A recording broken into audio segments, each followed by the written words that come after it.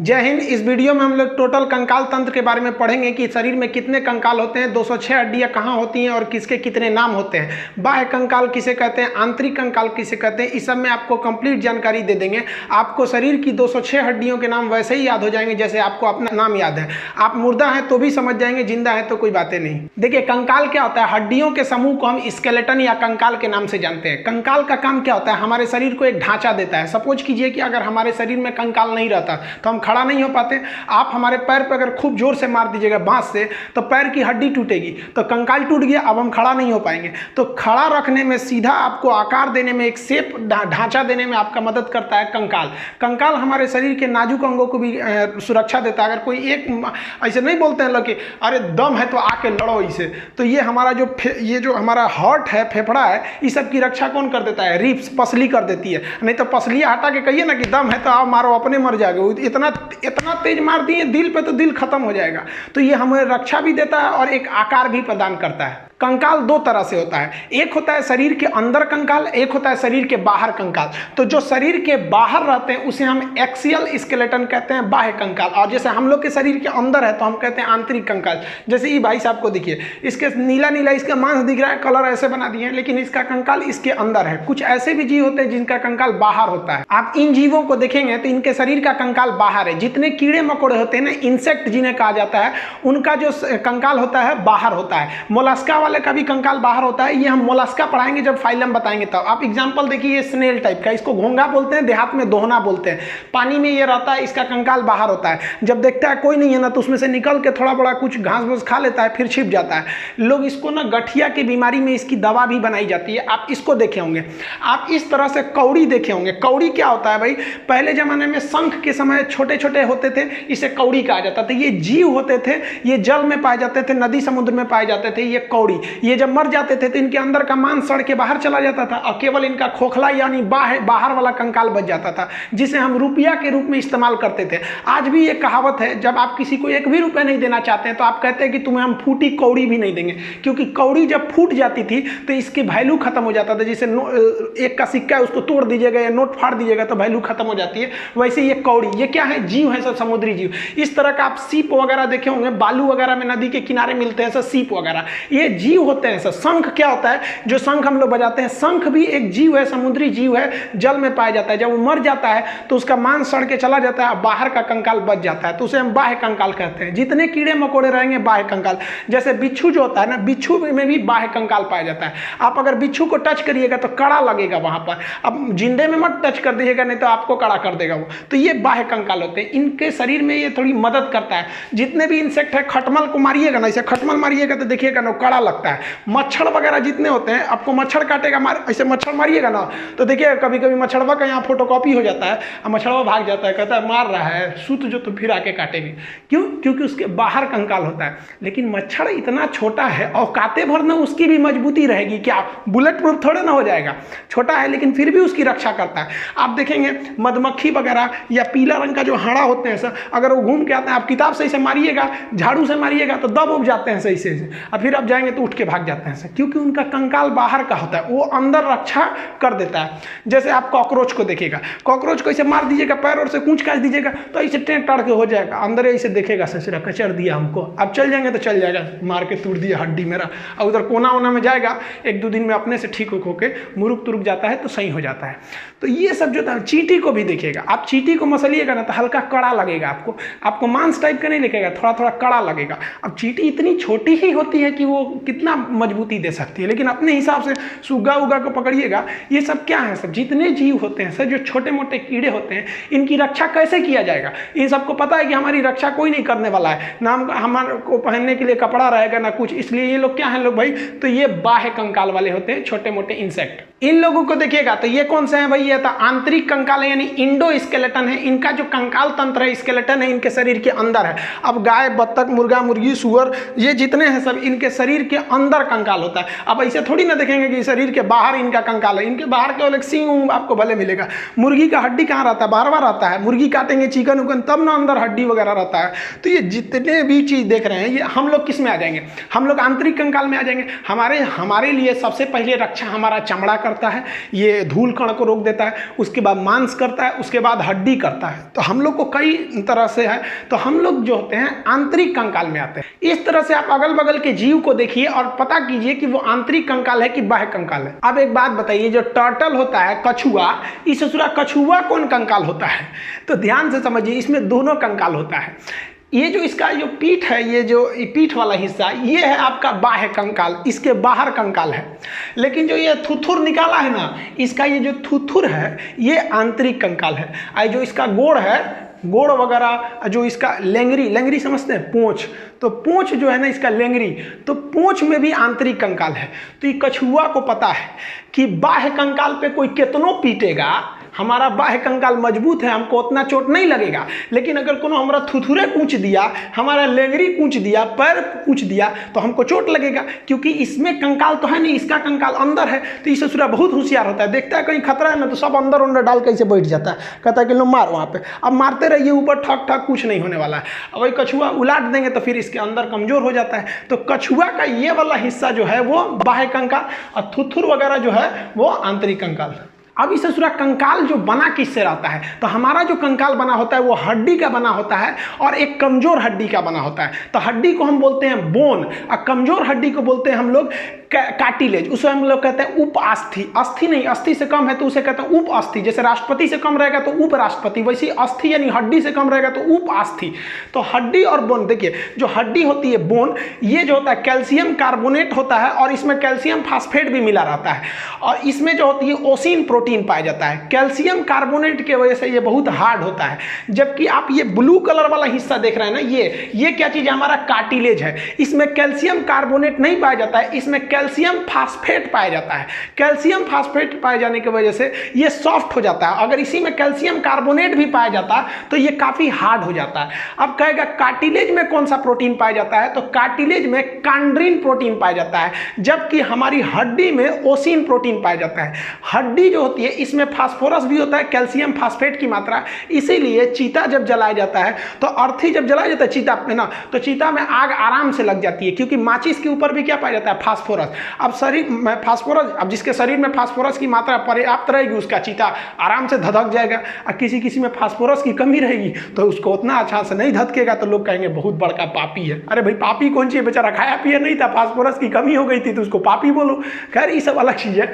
ये शरीर में फास्फोरस की मात्रा रहती है हड्डियों में। तो हड्डी और कार्टिलेज समझ गए। अब ये जो हड्डी, ये कार्टिलेज आप भी देखे होंगे, चिकन उकन खाए होंगे तो हड्डियां जो होता है ना, ये कार्टिलेज, ये बड़ी हड्डियों के नोक पर पाया जाता है। लेग पीस वगैरह खाएंगे ना तो थूर थार के नहीं आदमी खा जाता है, वो क्या खा जाता है? कार्टिलेज। ये कान पे क्या होता है? कार्टिलेज होता है कान पे। देखिएगा ना महिला सब कान छेदवा लेती है सर, है नीचे वाला जो छेदवाती है सर तो चलो समझ में आता है, ये पुरुष छेदवा देती है सर। अरे भाई घर वालों को क्या जाता है, 200 रुपया में छेदाता है, ये तो टेंशन उसको है ना जो उसको ले जाएगा, उसको पहनाना पड़ेगा उसमें। तो ये जो कान है ना, ये क्या है? कार्टिलेज है। नाक क्या है? कार्टिलेज है। कि जितने भी बड़ी हड्डियां होती हैं, बड़ी हड्डी के मुहाने पर क्या पाया जाता है? कार्टिलेज पाया जाता है। तो कार्टिलेज को उपास्थि कहते हैं। अब जो हड्डी है, ये हड्डियां क्या ठोस होता है, लोहा की तरह, छड़ की तरह नहीं, वो अंदर से ना थोड़ा खोखला होता है, और उसमें ना आप अगर मांसाहारी होंगे तो आप चिकन उकन को तोड़िएगा ना तो अंदर जाली टाइप का लगेगा कोनो मच्छरदानी का टुकड़ा उसमें ठूस दिया है। तो वही जो अंदर मच्छरदानी टाइप का रहता है ना, उसे हम लोग कहते हैं बोन मैरो। इसे हम हिंदी में कहते हैं अस्थि मज्जा। ये अस्थि मज्जा बहुत महत्वपूर्ण भूमिका निभाता है। कभी कभी इसी में कैंसर हो जाते हैं, तो बीमारी है तो कहीं हो सकता है। तो ये बोन मैरो का काम क्या होता है? ये ब्लड को बनाता है। ब्लड का निर्माण कहाँ होता है? बोन मैरो में। हालांकि जब बच्चा पेट में रहता है तो उसे भ्रूण कहते हैं, एम्ब्रॉय, उसके अंदर लीवर के मीसोडर्म में होता है। तो जब हम लोग वयस्क हो जाते हैं ना, तो हम लोग की हड्डी के अंदर ही ब्लड बनता है। ब्लड का मुख्य भाग क्या हो जाता है भाई? RBC, WBC. कहेगा आरबीसी कहाँ बनेगा? बोन मैरो में। डब्ल्यूबीसी बोन मैरो में। ब्लड कहाँ बनेगा? बोन मैरो में। इन हड्डियों के समूह को ही हम कंकाल कहते हैं, कंकाल तंत्र। अब ये जो हमारे शरीर में 206 हड्डियां हैं, इसको अभी हम समझेंगे 206 होती है कि 208 की, 270 की, 300, ये बाद में बताएंगे। अभी जो हमारा शरीर का कंकाल है, जो वयस्क मानव होती है, इसमें 206 हड्डियां होती हैं। इन 206 हड्डियों को दो भाग में बांटते हैं। एक होता है एपेंडिकुलर, जिसे कहते हैं उपांगी। एपेंडिकुलर हड्डी उसे कहते हैं जो शरीर के बाहर होती है, पकड़ने चलने फिरने का काम करती है, किसी की रक्षा नहीं करती है। तो ये हो गया एपेंडिकुलर, इसमें रेड कलर का दिख रहा है, जैसे ये हाथ है, ये हाथ है, हाथ किसी चीज की रक्षा थोड़ी करता है, चलने फिरने में मदद करता है। कंधा ये है, घूमने में मदद करता है। कमर इधर उधर घूमने में मदद करता है, पैर मदद करता है। तो जो घूमने चलने फिरने पकड़ने उकड़ने का काम करते हैं उन्हें हम कहते हैं एपेंडिकुलर उपांगी। इसकी संख्या 126 होती है, 206 में से 126 यही होता है।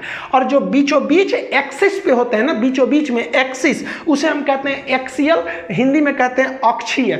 इसका काम होता है कि हमारे शरीर के नाजुक अंगों की हिफाजत करना है। जैसे खोपड़िया, अभी मान लो एक बांस को खोपड़िए पे मार देगा तो अंदर भेजा है तो भेजा फट जाएगा। एमसीबी होता है, हमारे शरीर का एमसीबी ब्रेन है, एमसीबी गिर जाएगा, सारा सप्लाई रुक गया, चुपचाप बेड पे पड़ल रही है इसे। तो जो पूरा एमसीबी बॉक्स है, इसको खोपड़िया है, ये क्या है, अक्षीय है, सुरक्षा देने का काम करता है। चेस्ट है, ये हमारे जो हार्ट है, जो लंग्स वगैरह, उसकी रक्षा देने का काम कौन करता है, ये हमारा रिब्स, पसली करती है। रीढ़ की हड्डी, मेन रीढ़ की हड्डी है। जो ब्रेन है ना एमसीबी, तो एमसीबी में तार का सप्लाई गया रहता है ना, गर्दन से झोझे एकदम नस गया रहता है और रीढ़ की हड्डियां के बीचों बीच में से आया रहता है। तो रीढ़ की हड्डी जो है उसके अंदर से स्पाइनल कॉर्ड रहता है, उसकी रक्षा करता है। तो रीढ़ की हड्डी, बत्ता, सर, ये क्या हो जाएंगे, अक्षीय। अक्षीय यानी एक्सियल की संख्या 80 है और एपेंडिकुलर की संख्या 126 है। अब इस फोटो में देखिए, ये जो है, ये जो स्काई कलर का है ये एपेंडिकुलर है, और जो पर्पल कलर का है बीच में ये क्या है, अक्षीय हड्डी है। अब इसको 2 मिनट में हम लोग याद करते हैं। देखिए कैसे, पहले हम लोग एपेंडिकुलर को फरिया देते हैं। रीजन क्या है, इसकी संख्या 126 है। ई फरिया देंगे तो 80 को निपटाने में क्या लगता है, तो पहले हम इसी से चालू करते हैं, बड़के से। तो एपेंडिकुलर में हाथ पैर आ जाते हैं, तो हाथ से स्टार्ट करते हैं। हाथ में कितनी हड्डी होती है, एक हाथ में होती है 30, हाथ हमारे पास कई गो, 2 गो, तो टोटल कितनी हो गई, 60। तो हमको एक के गो का सीक्वेंस याद करना है, बाकी उसमें 2 का गुणा कर देना है। देखिए जो हाथ होता है ना, हाथ और पैर, इन दोनों को हम लोग कहते हैं लिम्ब। लिम्ब क्या होता है, देखिए हाथ क्या है, लिम्ब, पैर भी क्या है, लिम्ब, लेकिन ये ऊपर पाया जाता है, पैर नीचे पाया जाता है, इसलिए हाथ को हम लोग कहते हैं अपर लिम्ब। ये टेक्निकल नाम है, बायोलॉजिकल नाम है लिम्ब। आप लिम्ब वगैरह नहीं याद रखेंगे, आप याद रखिएगा हाथ। हाथ में कितनी हड्डी, 30, तो 30 को गिनिए। सबसे पहले यहां पर होता है एक हड्डी जिसे हम लोग कहते हैं ह्यूमरस। ये वाली हड्डी हो गई ह्यूमरस, एक ही हड्डी होती है ह्यूमरस, ये वाली। जैसे ये कलाई के आगे यहां पर आती है, केहनी से आगे ये 2 भाग में बढ़ जाती है।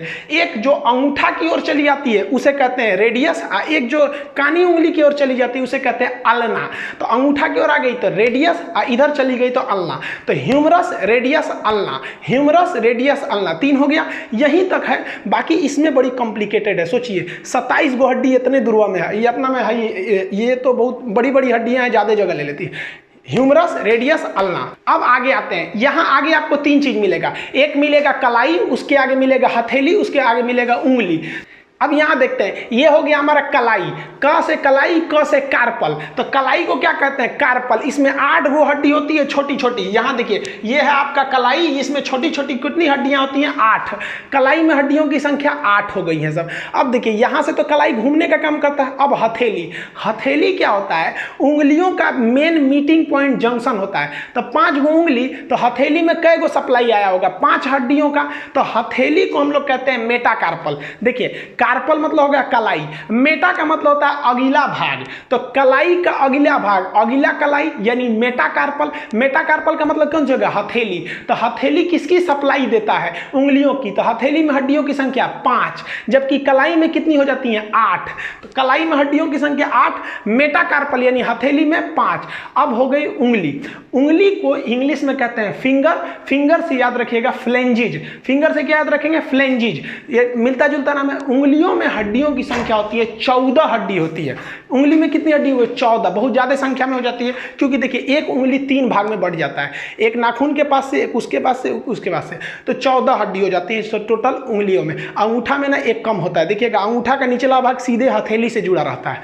एक उंगली में कितनी हड्डी होती है, 3। अब आप कहेंगे 5 है, 1 2 3 3 5 15 होना चाहिए, तो 14 का है, तो अंगूठा में एगो कम रहता है, क्योंकि देखिए अंगूठा ना कलाई से जाके तुरंत सट गया है, निकलते हो गया, जबकि बाकी सब 3 फोल्ड होते हैं सब। तो यहाँ देखिए, ये वाला जो पोर्शन है ये उंगलियों का है। इसमें ये नाखून वाला हो जाएगा, ये नाखून वाला पोर्शन, ये एक पोर्शन, ये 2 पोर्शन। ये उंगलियों में हड्डियों की संख्या हो गई 14। अब याद कैसे रखिएगा, चेहरे में भी हड्डियों की जो संख्या होती है वो 14 होती है। अब कहा जाता है ना कि 14 ही का चांद बड़ा सुंदर होता है। चांद 14 तारीख को बहुत निकल जाता है, तो चेहरे में ये जो 14 है, अगर इसी पे हमारे उंगलियों को मिलाकर मुक्का बना के 14 पे देंगे ना, तो ये वाला 14 बिगड़ जाएगा। तो याद रखिएगा, चेहरा को बिगाड़ने के लिए, यानी 14 ही के चांद को बिगाड़ने के लिए कितनी उंगली चाहिए भाई? ये 14 मुक्का बना लीजिए, 14 उंगली हो जाएगा। तो उंगलियों में हड्डियों की संख्या 14। तो ध्यान से समझिए, ये कौन सा हो गया? Humerus, radius, ulna. कलाई को कार्पल, अगला भाग मेटाकार्पल, मेटाकार्पल में 5, और फ्लेंजिज उंगलियों में कितनी हो जाएगी? 14, कलाई में 8। अब यहाँ आप देखिए, ये वाला पोर्शन क्या चीज है? तो ये तो कार्पल है, यानी कलाई है। उसके आगे ये वाला पोर्शन क्या है? मेटाकार्पल है। मेटाकार्पल मतलब क्या हो जाएगा? हथेली। और उसके आगे उंगलियां हैं, उंगलियों में कितनी होती है? 14 हड्डी। एक उंगली में 3, अंगूठा में 1 कम होता है हड्डी। तो टोटल हाथ में कितनी हो गई? इस तरह से आप देखेंगे तो इस हाथ में कितना हो गया? 30। तो इस हाथ में भी कितना हो जाएगा? 30। तो 30 कितना हो गया? 60 हड्डी तो ऐसे ही फरिया गया। वीडियो को पॉज करिएगा और अपने से इसको 5 बार बोलिएगा, humerus, radius, ulna, carpal, metacarpal, phalanges. Humerus, radius, ulna, carpal, metacarpal, phalanges. कितनी संख्या में है? तो humerus 1, radius 1, ulna 1, carpal 8, metacarpal 5, phalanges 14, हो गया 30, 2 का गुणा 60। हाथ के बाद अब पैर की हड्डियों को देखते हैं। सेम सीक्वेंस पैर में भी होता है। जिस तरह से हाथ को हम अपर लिंग बोले थे क्योंकि वो ऊपर के भाग में है, उसी तरह हम पैर को लोअर लिम्ब बोलते हैं। पैर में भी 30 हड्डियां, एक पैर में 2 पैर है तो 2 से गुणा कर लीजिएगा, 60 हो जाएगा। अब सेम सीक्वेंस इसमें भी है। हाथ में यहाँ पे क्या था? ह्यूमरस था, तो यहाँ पे क्या हो जाएगा? फीमर। जान की हड्डी को हम फीमर कहते हैं। याद रखिएगा, एक बार बीपीएससी में पूछा था कि उरु अस्थि कहाँ पाई जाती है? पगला गया तुम भाई, फीमर को हिंदी में ना उरु बोलते हैं।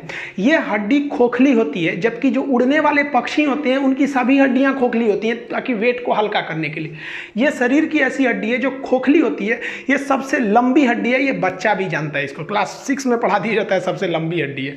तो ये हो गई आपकी फीमर, सबसे लॉन्गेस्ट एंड सबसे लार्जेस्ट हड्डी है। ये खोखली होती है, ये इसे फीमर कहते हैं।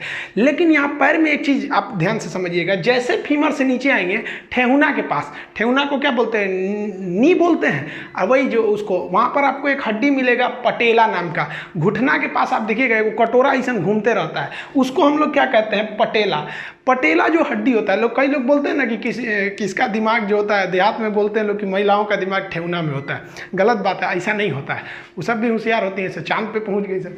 तो ये जो होता है, ये जो पटेला होता है, वो यहाँ पर अगर आप देखेंगे तो केहुनी में कोई भी एक अलग से हड्डी नहीं थी, सीधे ह्यूमरस आया था, रेडियस, अल्ना 2 भाग में बट गया था। लेकिन पैर में फीमर आएगा और 2 भाग में नहीं बटेगा, पहले वहां पर एक घुटना के पास हड्डी आएगी जिसे हम लोग कहते हैं पटेला। ये क्या करता है? पटेला पैर को आगे नहीं आने देता, पीछे ही घुमा सकते हैं। आप पैर को आगे ले आ सकते हैं? नहीं ला सकते हैं। तो ये हो गया आपका पटेला। ये सिस्मॉइड बोन का बना होता है, ये कैटेगरी ऑफ बोन में आप पढ़ेंगे इसको। तो ये पटेला हो गया। अब इसके बाद सारा सीक्वेंस सेम है। तो पटेला के बाद 2 भाग में, एक होता है टिबिया, एक होता है फिबुला। ये वाला जो बड़ा हड्डी देख रहे हैं ये टिबिया है, और उसके सपोर्ट में जो फिबुला देख रहे हैं उसके बगल में है, ये सपोर्टिव हड्डी होती है। टिबिया को सबसे चमकीली हड्डी कहते हैं, फिबुला उसके सपोर्ट में होती है। पैर की हड्डी अगर कोई कह देगा तो मेन हड्डी कौन सी है? टिबिया, ये चमकीली हड्डी होती है। और जांघ की हड्डी फीमर हो गई। ये कई बार पूछा हुआ है, टिबिया को याद रखिएगा। तो सामने वाला कौन सा हो गया भाई साहब? टिबिया। इसके बगल वाला क्या हो गया? फिबुला। अब हाथ में कलाई था तो यहाँ टखना होगा, तो अब नीचे चलते हैं पैर वाले भाग में। तो इसको इस इमेज में समझते हैं। यहाँ पर आपको देखेंगे ये हो गया आपका टार्सल। हाथ की कलाई को हम कार्पल कहते, तो इसको हम क्या कहेंगे? टार्सल कहेंगे।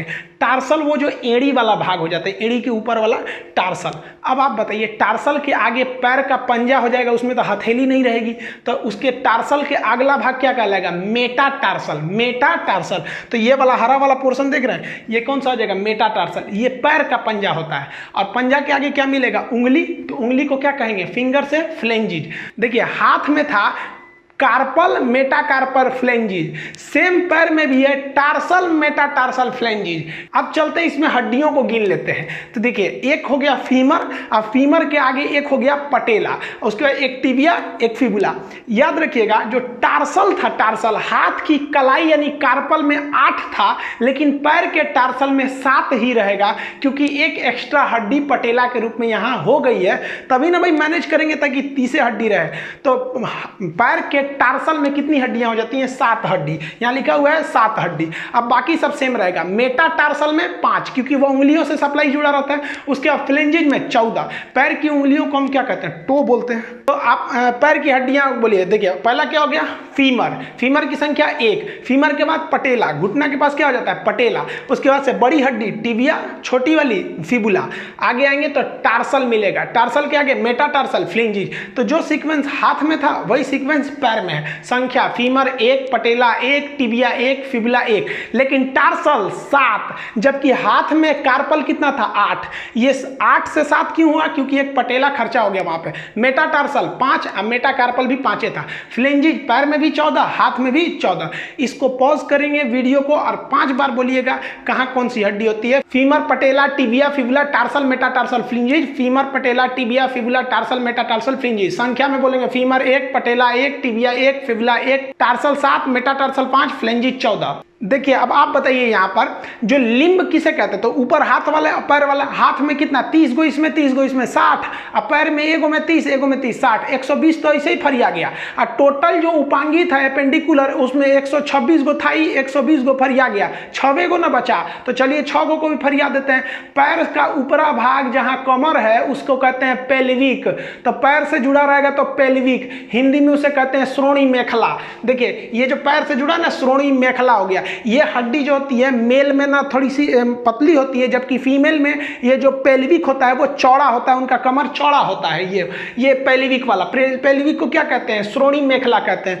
पेल्विक जब हम बैठते हैं तो बैठने पे किस पर जोर पड़ता है? तो पेल्विक की निचली हड्डी को कहते हैं हम लोग इसियम। तो बैठने पे इसियम नामक हड्डी पे जोर पड़ता है। तो खैर ये उतना जरूरी नहीं है, आप बस इतना याद रखिएगा पेल्विक जो होता है वो पैर का उपला भाग, कमर जिसे कहते हैं, वो एक लेफ्ट वाला पैर एक जाके जुड़ा रहेगा, एक राइट वाला पैर जुड़ा रहेगा। तो पेल्विक की संख्या कितनी हो गई? 2 हो गई।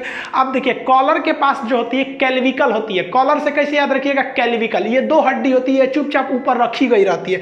जैसे यहाँ देखिए ये वाली कैल्विक है, ये ऊपर रख दी गई है, तो इसे हम लोग कैल्विकल कहते हैं। ये चुपचाप एकदम ऊपर यहाँ पे रखी गई रहती है। आप देखेंगे ना यहाँ पे, तो इसे काफी मजबूती से नहीं पकड़ा रहता है। इसको ऐसे पकड़ के खींचेंगे तो टूट जाएगा। ये ऊपर वाली कैल्विकल होती है। यहाँ भी देखेंगे ये रेड कलर का है, ये कैल्विक। 2 हो गई कैल्विक। पेल्विक कितना? 2। कैल्विक कितना? 2। तो पेल्विक, कैल्विक। यहां देखेंगे ना कंधा के पास तो बड़का हड्डी मिलता है जिसको बोलते हैं पखौरा। तो ये वाली जो हड्डी हो गई इसे हम लोग क्या कहते हैं? अंश मेखला कहते हैं। हिंदी में कहते हैं अंश मेखला, इंग्लिश में कहते हैं स्कैपुला। ये भी कितना हो जाएगा? 2। जैसे यहां देख रहे हैं स्कैपुला भी हो गया 2। तो ये पीछे वाला ये हो गया स्कैपुला, ये हो गया कैल्विकल। एक नया टर्म आता है जिसे हम लोग कहते हैं शोल्डर ग्रिडल। शोल्डर ग्रिडल क्या होता है? पीछे से स्कैपुला से लेकर आगे तक का कैल्विकल को जोड़ देते हैं तो एक राउंड बन जाता है जिसे हम लोग कहते हैं शोल्डर ग्रिडल। ये शोल्डर ग्रिडल क्या होगा भाई? तो स्कैपुला को भी जोड़ दीजिए और उसी के साथ साथ आप कैल्विकल को भी जोड़ दीजिए तो वो बन जाता है शोल्डर ग्रिडल। जबकि अगर आप केवल इसको कैल्विकल को देखेंगे तो इसे घसुली भी बोलते हैं। पहले चांदी का एक ठो आता था, इसे गहना टाइप का घसुली पहना जाता था गर्दन में। तो देखिए कमर के पास जो हो गया, पैर के पास वो हो गया पेल्विक, कॉलर के पास कैल्विक, ये हो गया स्कैपुला। तो पेल्विक, कैल्विक, स्कैपुला। तो देखिए 2 यहाँ 2 यहाँ 4 और 2 6 ही घट रहा था ना। टोटल एपेंडिकुलर में 126 थे जिसमें 120 बता दिए थे। अब टोटल देखते हैं हम लोग हड्डी। जैसे ध्यान दीजिए एपेंडिकुलर में टोटल कितनी थी? 126 थी। अब इसमें लिम्ब क्या था भाई? तो ये ऊपर वाला पूरा हाथ पैर दोनों मिला देंगे तो लिम्ब हो गया। ये अपर लिम्ब, लोअर लिम्ब। तो हाथ में कितना? 30 60, एक पैर में 30 90, दूसरे पैर में 30, कितना हो गया? 120। कैल्विक पेल्विक 2 ठो 122, कैल्विक 2 ठो हो गया 124 और स्कैपुला 2 ठो 126। तो ये हो गया टोटल आपका एपेंडिकुलर। अब हम आपको इमेज दिखा पूछते हैं, आप बताइए कहाँ कौन सी हड्डी है। पहले आप वीडियो को पॉज करके एक बार दिमाग में बैठा लीजिए कहाँ कौन सी हड्डी है, फिर एक एक करके आपको क्वेश्चन देते हैं। बिना नाम नहीं लिखा रहेगा, आपको बताना पड़ेगा। चलिए आप फटाफट बताइए। यहाँ देखिए ये इमेज में कौन सी हड्डी है। अब हम यहाँ नाम लिख देते हैं। ये वाली आपकी है टिबिया के बगल वाली है, ये तो हो जाएगी फिबुला। अब इसमें यहाँ देखिए घुटना के बीच में है, ये हो गई आपकी पी फॉर पटेला। यहाँ बोलिए ये वाली जांग की दिख रही है तो ये हो गया आपका फीमर। इसमें देखिए इसमें उंगली दिख रहा है तो उंगली हो जाएगा फ्लेंजिज। फ्लिंजिज हो गया। उंगली के जस्ट पहले, तो ये पैर है ना, तो पैर में उंगली से जस्ट पहले टार्सल होगा कि मेटाटार्सल? मेटाटार्सल हो गया, तो ये हो गया मेटाटार्सल। मेटाटार्सल की संख्या कितनी होगी? 5 होगी, इसको याद रखिएगा। 5 मेटाटार्सल भी 5, मेटाकार्पल भी 5 होता है। अब ये बताइए ये कौन सा हो गया? ये तो इसके जस्ट पीछे वाला हो गया, तो ये हो गया आपका टार्सल हो गया। टार्सल याद रखिएगा, पटेला हो जाने की वजह से टार्सल की संख्या 8 ना होकर कितनी हो जाती है? 7 हो जाती है, तो ये टार्सल हो गया 7। ये बताइए सामने पैर वाला दिख रहा है चमकीली हड्डी, ये कौन सी हो जाएगी? टिबिया। अब फटाफट बताइए, हम हाथ वाला पूछ रहे हैं, ये बोलिए ये कौन सा हो गया? ये हो गया ह्यूमरस। हमारे लिखने से पहले बता देंगे, यहाँ हम हाथ रखते हैं, ये देखिए ये फंस जाएंगे। रेडियस है कि अल्ना है? तो यहाँ 2 हड्डियां, जो अंगूठा की ओर होती है उसे कहते हैं रेडियस। देखिए ये भाई साहब का अंगूठा यहाँ पर है और हड्डी भी इसी साइड में है, तो अंगूठा वाले साइड में जो हड्डी होती है उसे क्या कहते हैं? रेडियस। अब यहीं देख लेंगे ये कौन सा हो जाएगा? ये वाला हो जाएगा, ये तो हो गया हमारा रेडियस, और ये हो जाएगा अल्ना। देखिए अंगूठा इस साइड है और हड्डी इस साइड ना होकर इस साइड है, ये हमारा अल्ना हो गया। अब इसको बताइए, ये तो कंधा वाला है, ये पखौरा, इसे क्या कहते हैं? स्केपुला हो गया ये वाला हड्डी। इसको बताइए ये कहाँ पाया जाएगा? ये कमर पे पाया जाएगा, पैर के पास ऊपर, तो ये हो गया आपका पेल्विक। यहाँ देखिए ये सामने है, ये कॉलर के पास, ये हो गया हमारा कैल्विकल हो गया, जो यहाँ पर कॉलर के पास हो गया कैल्विकल बोन। अब थोड़ा सा हम लोग पंजा के पास चलते हैं, यहाँ जरा ध्यान से देखिए, ये कलाई के पास है, तो इसे क्या कहेंगे? कार्पल कहेंगे। कार्पल जो होता है ये क्या होता है? 8 होते हैं, क्योंकि यहाँ केहुनी के पास किसी भी तरह का पटेला नहीं होता है, जबकि पैर में जो टार्सल होता है वो पटेला की वजह से एक कम होकर वहां 7 रह जाते हैं। अब ये बताइए ये तो हमारा कौन सा हो गया?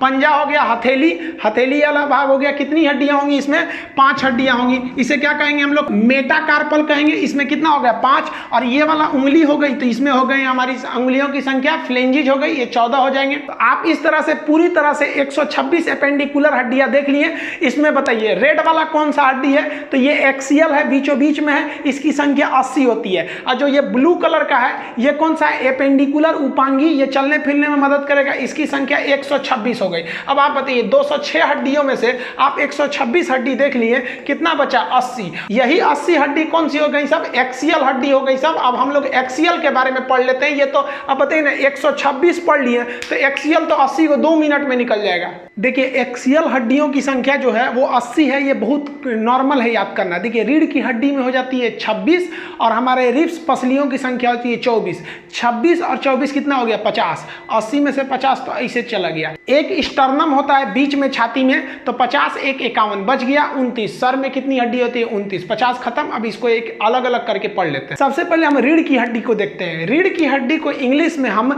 बैकबोन या वर्टिब्रल कॉलम कहते हैं। इसमें फंसिएगा कहां पर? जब आपको दे देता है मेरुदंड, तो देखिए ये लाठी की तरह होता है, इसलिए इसे कहते हैं मेरुदंड। और इसके बीच में ना अंदर गया रहता है स्पाइनल कॉर्ड, बहुत सारी नसें गई रहती हैं, उन नसों को कहते हैं मेरु रज्जु। रज्जु मतलब होता है पतला रस्सी, तो मेरु रज्जु नस का नाम है। उस नस को सेफ्टी देने वाले इस दंड का नाम है मेरुदंड। इसे रीढ़ की हड्डी कहते हैं। जब बच्चा जन्म लेता है तो उसमें 33 होती है, लेकिन वो तेल और मालिश करिएगा ना तो कुछ कुछ हड्डियां उसकी सट जाती हैं, जिस वजह से कम हो जाता है। हम लोग एडल्ट में ये हड्डियां 26 होती हैं, तो एडल्ट में रीढ़ की हड्डी की संख्या हो जाएगी 26।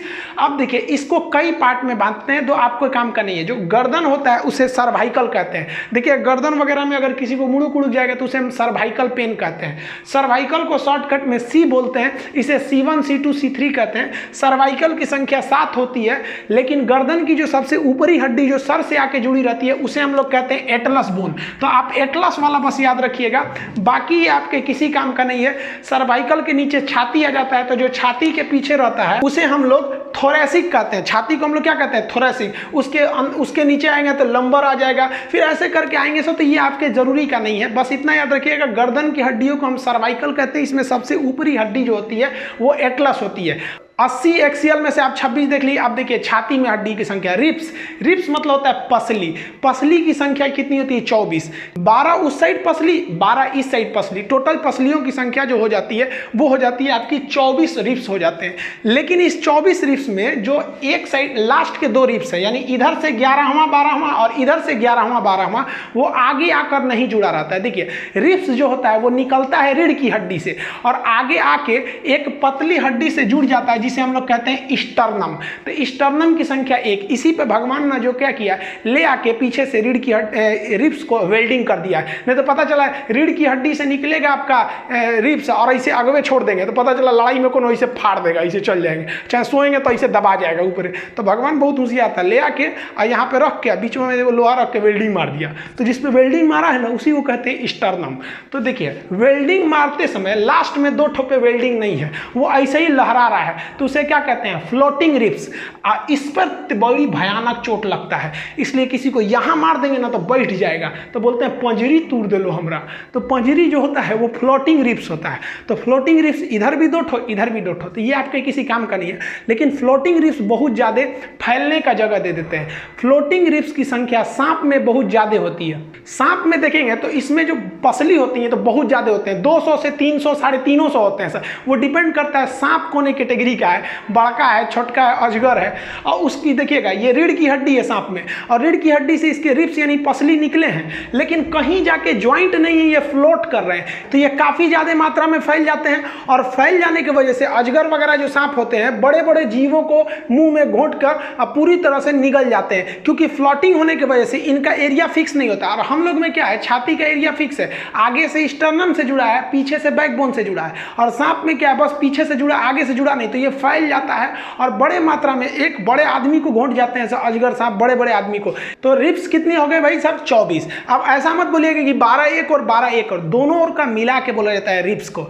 अब क्वेश्चन आपसे कहेगा कि छाती में कितनी हड्डियां होती हैं, यानी थोरेसिक में, तो 24 मत बोल दीजिएगा, छाती में 25 हो जाता है। यही छोटे छोटे गलती करते हैं लोग, क्योंकि एक ये बीच वाला आप स्टर्नम थोड़ी ना छोड़ सकते हैं। स्टर्नम हो गया 1 और रिब्स हो गए 24, तो टोटल छाती में हड्डियों की संख्या कितनी हो जाएगी, 25। छाती का काम क्या होता है, शरीर के अंदर नाजुक अंगों की रक्षा करना। अब यहीं पे आप फंसेंगे। देखिए छाती में हो गई 25, रिब्स में हो गई 24, रीढ़ की हड्डी में हो गई 26। और अगर आपसे पूछ दिया कि सबसे ज्यादा हड्डी किस अंग में पाया जाता है, तो उंगली में। देखिए इस उंगली में कितनी हो गई 14, और इस उंगली में 14, तो 14 14 कितना हो गया 28। आप देखिए रीढ़ में कितना हो गया भाई साहब 26। तो किस अंग में सबसे ज्यादा, तो उंगली में ये हो जाता है नॉर्मली। अब आप कहेंगे कि भाई देखिए उंगली दोनों क्यों गिन रहे हैं, तो भाई हम रिब्स भी तो दोनों गिन रहे हैं, इस साइड का भी रिब्स, इस साइड का भी। पैर की उंगली अलग होती है, वो टो में चला आएगा। तो देखिए इस तरह से आप कितनी हड्डी देख ली आप, बैकबोन में कितना 26, रिब्स में कितना 24, 26 24 50, और एक ये स्टर्नम 51।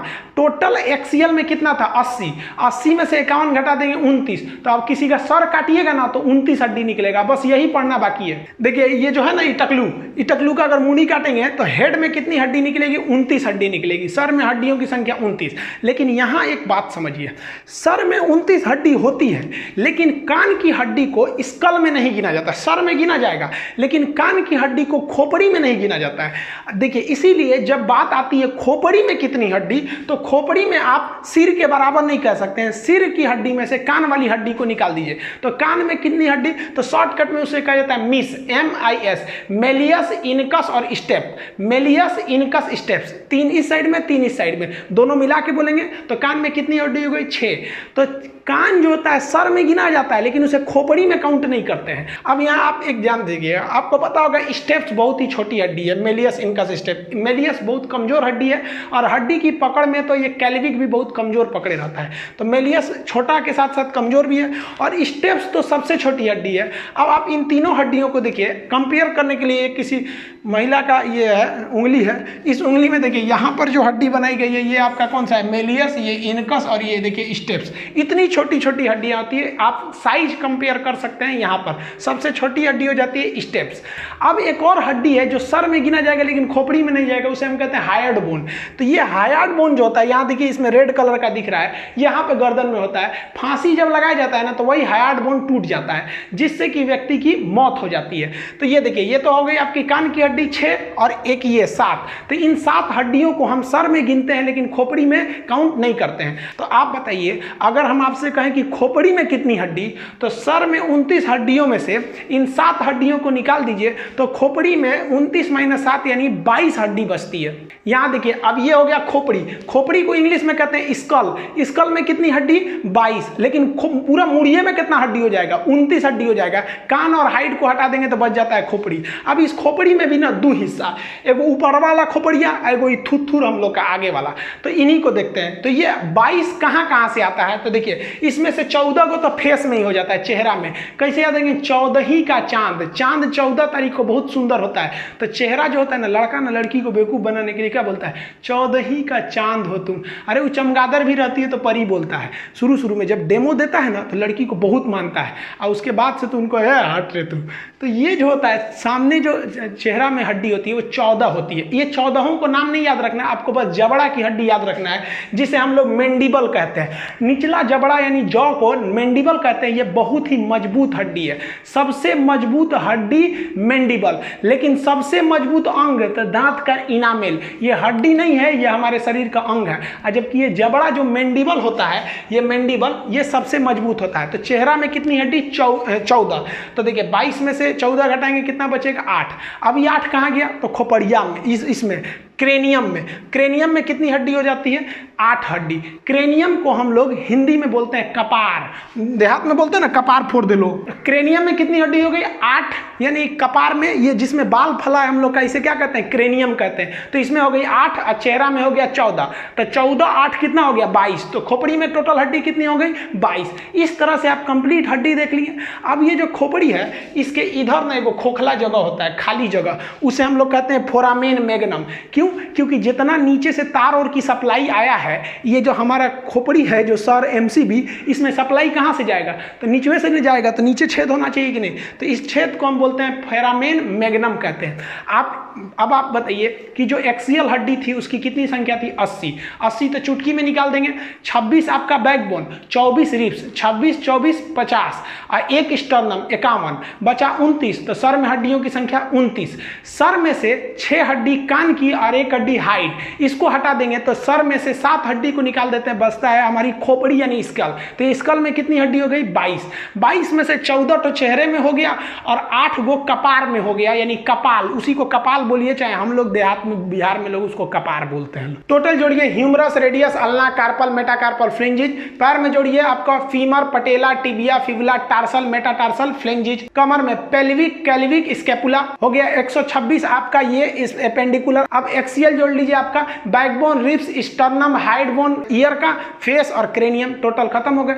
अब हड्डी के बारे में आपको बाकी सब चीज देखिए। जब बच्चा जन्म लेता है तो उसमें 300 भी हड्डी हो सकती है या 270 भी हड्डी हो सकते हैं। वो उसकी हड्डियां टुकड़ों में होती है, इसलिए छोटका बचवा को किधरों मोड़ेंगे तो मुड़ जाता है, इसलिए उसको मालिश किया जाता है। देखिए, छोटका बचवा को मालिश करेंगे ना तो उसका हड्डी सीधा जुड़ेगा, और नहीं तो उसका हड्डी जुड़ रहा है, मालिश नहीं करेंगे तो टेढ़े तार जुड़ जाएगा, तो ये टेढ़ हो जाएगा इसे। जब लड़का बाल्यावस्था में आता है, शिशु अवस्था में 270 से लेकर 300 हड्डी, और जब वो 8 से 10 साल का होता है, बालक हो जाता है बाल्यावस्था में, तो उसमें 208 हड्डियां होती हैं। और जब वो एडल्ट हो जाता है तो पूरी तरह हड्डियां जुट के हो जाती हैं 206। हम लोग में 206 हड्डियां होंगी। और हम लोग में हड्डियों का जो मैक्सिमम घनत्व, जो मैक्सिमम डेंसिटी होती है, वो 30 साल के एज तक होती है। यानी 30 साल से पहले अगर हड्डी टूटेगी ना तो आराम से जुड़ जाता है, और 30 साल के बाद टूटेगा तो फिर आपको जुड़ने की संभावना घटने लगती है। सबसे बड़ी हड्डी हो जाती है फीमर, और सबसे छोटी हड्डी हो जाती है आपके कान की स्टेप्स। कान की स्टेप की मेलियस हो जाती है कमजोर, जबकि जबड़ा हो जाती है सबसे मजबूत।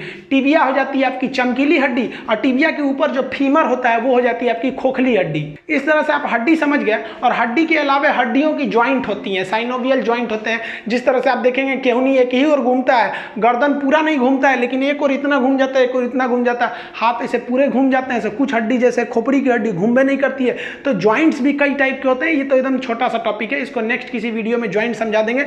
बाकी आपका 15 अगस्त से पहले ऐप आ जाएगा। ऐप पर आपको एकदम डिटेल से पढ़ा देंगे, एकदम क्लास की तरह, एकदम याद कराते कराते। ऐप पर जो फी रहेगी वो एकदम मिनिमम फी रहेगी, और एकदम लो लेवल से एकदम हाई लेवल तक बताया जाएगा। आपको समझ में आएगा कि नहीं आएगा, ये आप मेरी गारंटी छोड़ दीजिए। आपको समझ में कैसे नहीं आएगा, एकदम गारंटी है समझ में आएगा। इसको नेक्स्ट वीडियो में हम लोग बोन वगैरह ज्वाइंट के बारे में समझेंगे। तब तक के लिए जय हिंद।